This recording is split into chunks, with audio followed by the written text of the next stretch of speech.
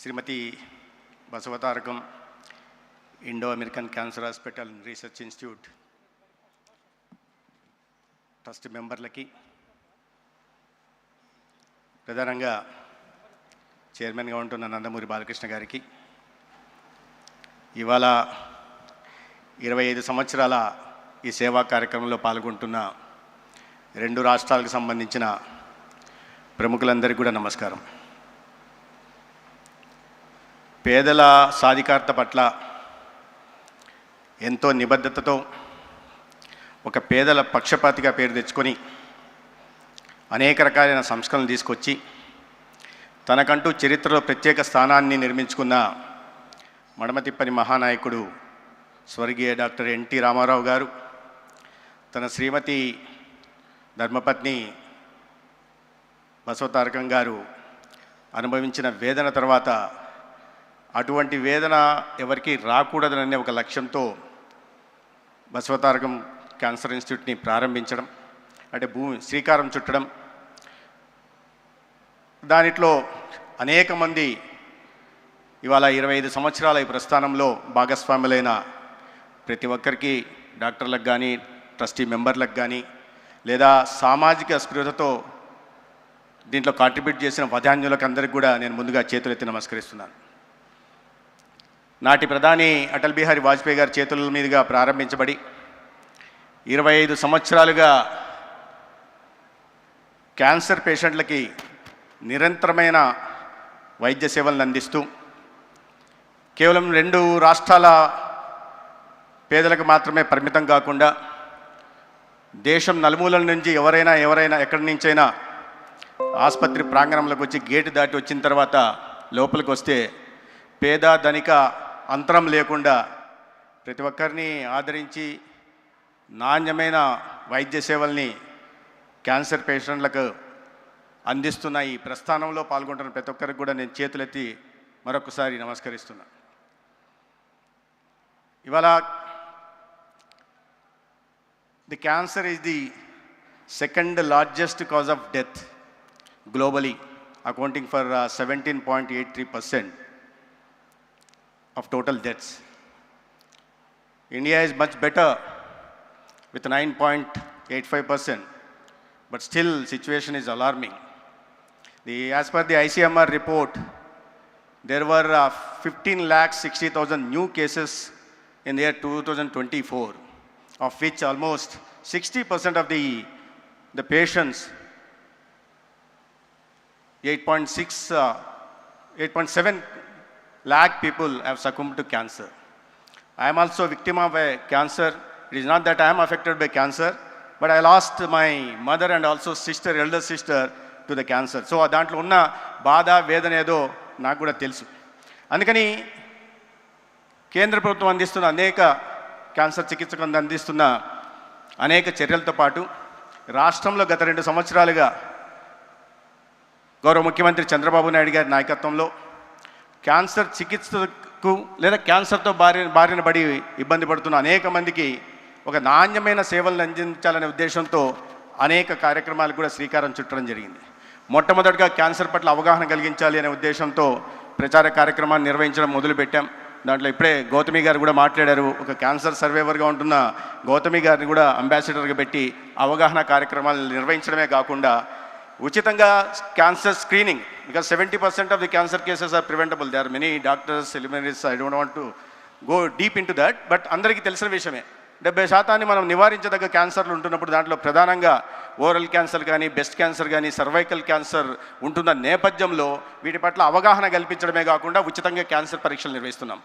ఓమి బాబా cancer ఇన్స్టిట్యూట్తో సహకారంతో కొలాబరేషన్తో దాదాపు 18,000 మంది హెల్త్ ప్రొఫెషనల్స్కి, right from ASHAs, ANMs to community health officers to medical officers to specialist and super స్పెషలిస్ట్ని training ఇచ్చి దానిలో భాగంగా గ్రామాలకు వెళ్ళి ఇవాళ క్యాన్సర్ పరీక్షల్ని ఓరల్కి, బ్రెస్ట్ క్యాన్సర్కి, సర్వైకల్ క్యాన్సర్కి ఇస్తున్నాం. దాంట్లో ప్రధానంగా ఓరల్కి, బ్రెస్ట్ క్యాన్సర్కి చాలామంది ముందుకు వచ్చి పరీక్షలు నిర్వహిస్తున్నారు. కానీ ఈ సర్వైకల్ క్యాన్సర్కి కాస్త సోషల్ స్టిగ్మా కావచ్చు, వేరే ఇతర కారణాలు కావచ్చు, కానీ చాలామంది మహిళలు ముందుకు రావట్లేదు. ఎందుకంటే ప్యాస్మీర్ టెస్ట్ చేయాలంటే వాళ్ళు హెల్త్ ఫెసిలిటీకి రావాల్సిన పరిస్థితి ఉంది. అయినప్పటికీ కూడా అవగాహన కలిగించే ప్రయత్నాలు చేస్తుంటున్నాం. కానీ ఇవాళ నేను చెప్పినట్టుగా ఆంధ్రప్రదేశ్లో కూడా సగటున 40,000 దాకా కొత్త క్యాన్సర్ కేసులు వస్తున్నాయి. దాంట్లో నేను చెప్పినట్టు ఒక 10% మంది మరణాలు కూడా సంభవిస్తున్న క్రమం కూడా మనం చూస్తూ ఉన్నాం. దీన్ని దృష్టిలో పెట్టుకొని ఇవాళ కేవలం ఉచిత పరీక్షలు నిర్వహించడమే కాదు, నిర్వహించిన తర్వాత సస్పెక్టెడ్ కేసెస్ 3 to 4% వస్తున్నాయి. దాంట్లో మళ్ళీ కన్ఫర్మేటరీ టెస్టుల కోసం పంపించాలా, హయ్యర్ హెల్త్ ఫెసిలిటీస్ పంపించాలా. అందుకని ఈ ప్రివెంటివ్ ఆంకాలజీ యూనిట్స్ని ప్రతి మా దగ్గర ఉంటున్న జీజీహెచ్లు ఏముంటున్నాయో రాష్ట్రంలో వాటిలో ప్రివెంటివ్ ఆంకాలజీ యూనిట్స్ పెట్టి దాంట్లో మళ్ళీ ఒక స్పెషల్ బ్రాండింగ్ పెడుతూ ఎవ్రీ ట్యూస్డే, థర్స్డే కూడా కన్ఫర్మేటరీ టెస్టులు చేయడమే కాకుండా ఒక స్పెషల్ బ్రాండింగ్ 222 పేరుతో బ్రాండింగ్ కూడా చేసి క్యాన్సర్ కన్ఫర్మేటరీ టెస్టులు వస్తున్న కోసం ఎక్కువ కాలం వేచి ఉండాల్సిన పరిస్థితి రాకుండా వారిని ఆదుకునే దిశగా కూడా ఇవాళ ఒక పటిష్టమైన వ్యవస్థను ఏర్పాటు చేస్తున్నాం. దాంట్లో భాగంగానే సస్పెక్టెడ్ కేసెస్ వస్తున్నాయి, కన్ఫర్మేటరీ టెస్టులు చేస్తున్నాం. కానీ కన్ఫర్మేటరీ టెస్ట్ వచ్చిన తర్వాత దానికి నాణ్యమైన వైద్య చికిత్సను కూడా అందించాలంటే దానికి తగినట్లుగా హెల్త్ ఫెసిలిటీని కూడా డెవలప్ చేయాల్సిన అవసరం ఉంది. దాంట్లో భాగంగానే ప్రధానంగా 2017-18లో ఇక్కడ గౌరవనీయులు వెంకయ్యనాయుడు గారు కూడా ఉన్నారు. వారి చొరవతో కేంద్రంలో నరేంద్ర మోడీ గారు ప్రధానమంత్రిగా, రాష్ట్రంలో చంద్రబాబు నాయుడు గారు ముఖ్యమంత్రిగా ఉంటున్న నేపథ్యంలో క్యాన్సర్ చికిత్స రోగులకి మెరుగైన వైద్య చికిత్సలు అందించాలనే ఉద్దేశంతో ఒక స్టేట్ క్యాన్సర్ని మంజూరు చేయడం జరిగింది 120 కోట్లతో. ఒక సంవత్సరం తర్వాత అది ఆగింది. తర్వాత 5 సంవత్సరాల పాటు ఆ క్యాన్సర్ సెంటర్ రాలేదు, సాకారం కాలేదు. నేను ఇక్కడ విమర్శలు చేయట్లేదు, కానీ ఇటువంటి చాలా అవసరమైన, అత్యవసరమైన, అతి ముఖ్యమైన విషయంలో ప్రభుత్వాలు నిర్వహిస్తున్న నిర్లిప్తత కానీ నిర్లక్ష్యాన్ని మాత్రం ఖచ్చితంగా నిందించాల్సిన అవసరం ఉంది. కూటమి ప్రభుత్వం వచ్చిన తర్వాత గౌరవనీయ ముఖ్యమంత్రి గారు చంద్రబాబు నాయుడు గారి ఆదేశాల మేరకు 1 సంవత్సరంలోనే ఆ స్టేట్ క్యాన్సర్ సెంటర్ని 120 కోట్లతో పూర్తి చేయడం జరిగింది. దాంట్లో కావాల్సిన సిటీ సిమ్యులేటర్ కానీ బ్రాకీథెరపీని కూడా ఏర్పాటు చేసుకోవడం జరిగింది. అదేవిధంగా కడప సెంటర్ని కూడా ఒక కాంప్రహెన్సివ్ క్యాన్సర్ సెంటర్ కూడా ఏర్పాటు చేశాం. విశాఖపట్నంలో కూడా లెవెల్ 2 క్యాన్సర్ సెంటర్ని కూడా ఏర్పాటు చేసుకోవడం జరిగింది. కావాల్సిన సిటీ సిమ్యులేటర్స్తో కూడా ప్రధానంగా గుంటూరులో L1 క్యాన్సర్ సెంటర్గా గుంటూరు తయారు చేయడం జరిగింది. సిటీ సిమ్యులేటర్స్ కాకుండా లినాక్ మిషన్స్ మాత్రమే కాకుండా పెట్ స్కానర్ కూడా ఇక్కడ ప్రత్యేకంగా పెమసాని గారు కూడా నేను ఈ విషయంలో ధన్యవాదాలు చెప్పాల్సింది. ఎందుకంటే ఈ సిఎస్ఆర్ యాక్టివిటీ కింద నాట్కో సంస్థ వాళ్ళు పెద్ద ఎత్తున నిధులు సమకూర్చి భవనాన్ని నిర్మించడమే కాకుండా ఈ నిర్వహణ బాధ్యత కూడా వారు చేపడితే ప్రభుత్వం వైపు నుంచి మేము పెట్ స్కానర్ని లినాక్ మిషన్ ఒకటి ఇస్తే ఇంకో లినాక్ మిషన్ని కూడా వారు సిఎస్ఆర్ యాక్టివిటీ కింద తీసుకురావడం జరిగింది. ఒక L1 క్యాన్సర్ సెంటర్గా గుంటూరుని ఇవాళ తయారు చేయడం జరిగింది. దీంట్లో ఇది మాత్రమే కాకుండా 23 డే కేర్ క్యాన్సర్ సెంటర్ని కానీ పాలియేటివ్ క్యాన్సర్ సెంటర్ మీద కూడా ప్రధానంగా దృష్టి సారించి ఇవాళ రాష్ట్రంలో క్యాన్సర్ బారిన పడిన వారికి ఈ అతి ఖరీదైన చికిత్సను కూడా అందించే దిశగా ప్రయత్నాలు చేస్తున్నాం. 25 లక్షల దాకా కూడా ఇవాళ ఎన్టీఆర్ వైద్య సేవ నుంచి చికిత్సలు అందిస్తున్నాం. ఈ క్యాన్సర్ ఎంత తీవ్రంగా పరిణమించిందంటే 2000 రాష్ట్ర విభజన జరిగినప్పుడు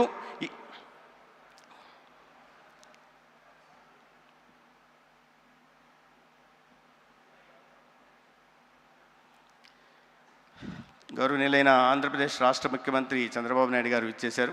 వారికి బసవతారకం ఇండో అమెరికన్ హాస్పిటల్ తరపున హృదయపూర్వక స్వాగతం నేను పలుకుతున్నాను.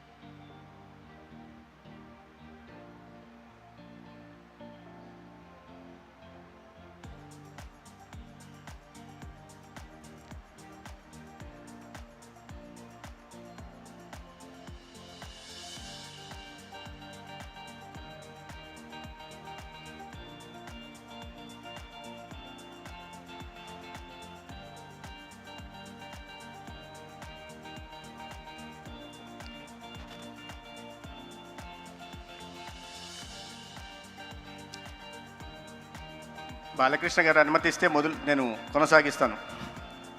Okay sir. ఆంధ్ర విభజన జరిగినప్పుడు క్యాన్సర్కి పేషెంట్లు 23,000 మంది కొత్తకి ఆనాడు చికిత్స అందిస్తుంటే దాంట్లో 99,80,00,000 ఆనాడు ఎన్టీఆర్ వైద్య సేవ ట్రస్ట్ కింద ఖర్చు పెట్టడం జరిగింది. అది కాస్త 6 ఏళ్ళు అయ్యేసరికి, అంటే 2020 సంవత్సరం వచ్చేసరికి ఆ బడ్జెట్ కాస్త 216 కోట్లకి వెళ్ళిపోయింది. ఇవాళ 2025-26 మొన్న మార్చి నాటికి ఈ 746 కోట్లకి క్యాన్సర్ పేషెంట్లకు అందిస్తున్న చికిత్స కోసం ఎన్టీఆర్ వైద్య సేవ ట్రస్ట్ కింద ఇవాళ ఆంధ్రప్రదేశ్లో కూటమి ప్రభుత్వం ఖర్చు పెట్టింది. అంటే దాదాపు 7.46 టైమ్స్ గత 12 సంవత్సరాల్లో క్యాన్సర్ కేసుల సంఖ్య పెరగడం, అదేవిధంగా దానికి అనుగుణంగా ఖర్చు పెట్టే దిశగా కూడా ప్రయత్నాలు జరుగుతుంటాయి. ఇవన్నీ ఇది సదా చెప్పుకోదగ్గ విషయాలు కాదు, ఎందుకంటే దురదృష్టకరమని. అయితే దీనికోసం ప్రధానంగా దృష్టి పెట్టి ఇవాళ క్యాన్సర్ డిసీజ్ బర్డన్ తగ్గించే దిశగా కూడా ప్రయత్నం చేస్తున్నాం. ఒక క్యాన్సర్ అట్లాస్ని కూడా ఇటీవల గౌరవ ముఖ్యమంత్రి గారు ప్రారంభించడం జరిగింది. దాంట్లో క్యాన్సర్ మానిటరింగ్ కానీ, లేదా మ్యాపింగ్ కానీ, లేదా ఒక సైంటిఫిక్ వేలో డెసిషన్ మేకింగ్ చేసే దిశగా కూడా ఇవాళ ఆంధ్రప్రదేశ్ రాష్ట్రంలో ప్రయత్నం చేస్తున్నాం. ఎందుకంటే Andhra Pradesh our focus is now shifting from reactive curative approach to predictive preventive wellness approach. అది మాకు మా రాష్ట్ర గౌరవ ముఖ్యమంత్రి గారు ఇచ్చిన మ్యాండేట్. దానికి అనుగుణంగానే ఇవాళ అవగాహన కలిగిస్తున్నాం. ప్రాథమిక దశలోనే వీటిని గుర్తించే దిశగా ప్రయత్నాలు చేస్తున్నాం ప్రజల్లో. ఎందుకంటే చేతులు కాలిన తర్వాత ఆకులు పట్టుకున్న చందానంగా కాకుండా వీటి క్యాన్సర్ బారిన పడకుండా మనం ఏ రకంగా జాగ్రత్తలు వహించుకోవాలా, ఏ రకమైన లైఫ్ స్టైల్ చేంజెస్ తీసుకురావడం వల్ల క్యాన్సర్ బారిన పడకుండా మనం కాపాడుకోవచ్చు అనే విషయంగా ముఖ్యమంత్రి గారే బ్రాండ్ అంబాసిడర్గా ఉంటూ ఇవాళ ఈ పెస్టిసైడ్స్లో కానీ, కెమికల్స్ విషయంలో కానీ రైతుల్లో అవగాహన కల్పిస్తున్నారు. అదేవిధంగా ఒక సేంద్రియ వ్యవసాయం వైపుగా నడిపించే దిశగా ప్రయత్నం చేస్తున్నారు. ఎందుకంటే ఇంత తీవ్రమైన సమస్య గురించి ప్రజలకు చెప్పి, లేదా రైతులకు చెప్పి, వీళ్ళకి చెప్పిన దాని తర్వాతనే దాని మీద జాగ్రత్త పడడానికి అవసరం. ఇవన్నీ సమస్య చెప్తున్నప్పుడు ఇన్ని తీవ్రంగా కేసులు ఉన్నాయి, ఇన్ని కొత్త కేసులు వస్తున్నాయి, ఇంతమంది ప్రాణాలు పోతున్నారు అంటున్నప్పుడు ప్రజల్లో భయాందోళన కలగచ్చు. కానీ ఆ సమస్య గురించి చెప్పకపోతే ఆ సమస్యకు తీసుకోవాల్సిన జాగ్రత్తలు తీసుకునే అవకాశాన్ని మనం కోల్పోతాం. ఒక ఆరోగ్య వ్యవస్థని, పటిష్టమైన ఆరోగ్య వ్యవస్థని క్యాన్సరే కాకుండా మిగతా వాటిలో కూడా తీసుకునే దిశగా కూడా ఆంధ్రప్రదేశ్లో చర్యలు తీసుకోవడం జరుగుతుంది. ప్రధానంగా నేను చెప్పినట్టుగా ఈ ప్రివెంటివ్ మెజర్స్ తీసుకునే దిశగా కూడా ప్రయత్నం జరుగుతూ ఉంది. ఇవాళ అందుకనే ప్రతి ఒక్కరి ఇంటి దగ్గరికి పేషెంట్ హాస్పిటల్కి రాకుండా వారి ఇంటి దగ్గరికి వచ్చి 42 రకాల పరీక్షల్ని దేశంలో ఏ రాష్ట్రంలో చేయట్లేదు, ఆంధ్రప్రదేశ్లో చేస్తున్నాం. దానికి వెళ్ళిన తర్వాత ఒక డిసీజ్ బర్డన్ ఏది ఉందో మ్యాపింగ్ చేసి దాని కేటగిరీ డిసీజ్ ప్రొఫైల్ చేసి ఇండివిజువల్ డిసీజ్ ప్రొఫైల్ తయారు చేసి నార్మల్, లో risk, medium risk, high risk చేసి దానికి అనుగుణంగా రాబోయే రోజుల్లో టెక్నాలజీని ఇంటిగ్రేట్ చేసుకుంటూ ఒక సంజీవిని డిజిటల్ హెల్త్ ప్లాట్ఫామ్ ఏదైతే క్రియేట్ చేస్తున్నామో ఇది కూడా ఆంధ్రప్రదేశ్లోనే మొట్టమొదటిసారిగా జరుగుతోంది. దీని కారణంగా రాబోయే ఇబ్బందుల గురించి, వారి ఏ సమస్యలు ఎదుర్కోబోతున్నారు, ఏ నాన్ కమ్యూనికేబుల్ డిసీజెస్ బారిన పడిపోతున్నారు, దాని తర్వాత ఎటువంటి తీవ్ర దుష్పరిణామాలు ఉండబోతున్నాయనే విషయాన్ని అవగాహన కలిగించడమే కాకుండా ఆ లైఫ్ స్టైల్ చేంజెస్ కావాల్సిన దిశగా కూడా రాష్ట్రాన్ని, ప్రజల్ని నడిపించే దిశగా ఆంధ్రప్రదేశ్లో ప్రయత్నాలు జరుగుతున్నాయి. అయితే 25 సంవత్సరాలుగా తెలుగు రాష్ట్రాలు కాకుండా బయట రాష్ట్రాల నుంచి వచ్చిన ప్రజలకి విశేషమైన సేవలు అందిస్తున్న బసవతారకం ఇండో అమెరికన్ హాస్పిటల్ ఇవాళ ఆంధ్రప్రదేశ్లో కూడా వచ్చి అమరావతి ప్రాంతంలో కూడా 1000 పడకల ఆసుపత్రిని ప్రారంభిస్తున్న సందర్భంగా నేను ప్రత్యేకంగా నందమూరి బాలకృష్ణ గారికి ధన్యవాదాలు తెలియజేసుకుంటూ ఈ సేవా ప్రస్థానాన్ని కొనసాగించాలా, సమాజంలో ఇబ్బందులు ఎదుర్కొంటున్న పేదలను ఆదుకోవడానికి, ప్రధానంగా అతి ఖరీదైన క్యాన్సర్ నుంచి సమాజాన్ని రక్షించే దిశగా ప్రభుత్వం చేస్తున్న ప్రయత్నాలకి సమాంతరంగా మీరు చేస్తున్న ప్రయత్నాలు కొనసాగాలని, ఈ ప్రస్థానం కొనసాగాలని, ఎవరైతే ఏ లక్ష్యంతో, సముద్ర లక్ష్యంతో డాక్టర్ స్వర్గీయ ఎన్టీ రామారావు గారు దీన్ని తీసుకొచ్చారో ఆ సేవానిరతిని ముందుకు కొనసాగించి ప్రజల మన్నలను కొనాల్సిందిగా మిమ్మల్ని కోరుకుంటూ నాకు ఇవాళ అవకాశం కలిగించినందుకు ధన్యవాదాలు తెలియజేసుకుంటూ సెలవు తీసుకుంటాను. భారత్ మాతాకి.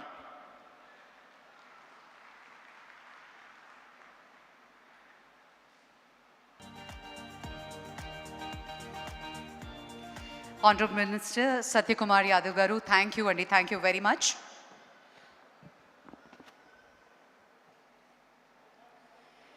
Ladies and gentlemen, it gives us great